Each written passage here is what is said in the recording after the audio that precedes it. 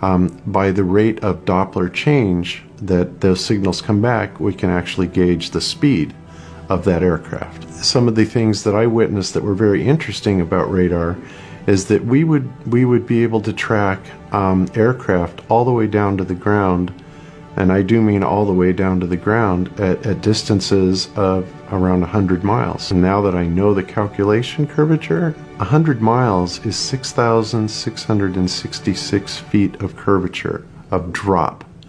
That is literally impossible because radar works at microwave frequencies, 2 to 6 gigahertz or even higher, anywhere in the microwave spectrum, and it is absolutely reliant on it being line of sight, meaning if you can't see it, it don't work.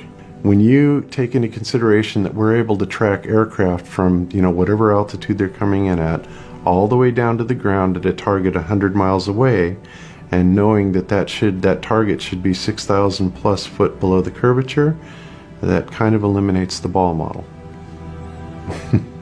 Well, in air traffic control, they have two different types of radar. There's a short range, but airport-based radar goes out to 60 miles. And then for the long flights and high altitude and off coast, it can go out to, it's en route radar, and it can be 200 miles. So they can detect targets 200 miles away. So in radar, the point is it has to be able to have a direct line to the airplane. So with regards to the shape of the Earth, I never thought about it as I worked for 24 years. You didn't say, wait a minute, I think that target is too low for me to see at that distance. Nobody ever even thinks about that. But in reality, now knowing what must be if they were to live on a ball, the fact is that at even just 180 miles, any airplane below 26,000 feet, if the radar can see it, the Earth is not a ball, period. End of story. And does that happen very often? 1,000 times plus a day. 1,000 times plus a day, somebody calls up, somebody coming from offshore. There's a whole class of aircraft that are not pressurized. They can't fly above 11,000 feet. The pilot will pass out. So they operate at and below 10,000 feet no matter what. And no matter what the weather is. They just can't operate up there.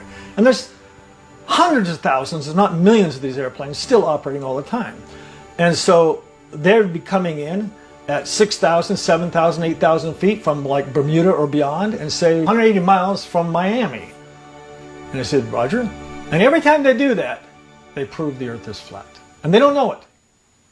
But it's absolute undeniable proof. 26,000. And at 200 miles, 29,000. I mean, there's a lot of commercial flights are never at 29,000 coming in from 200 miles out.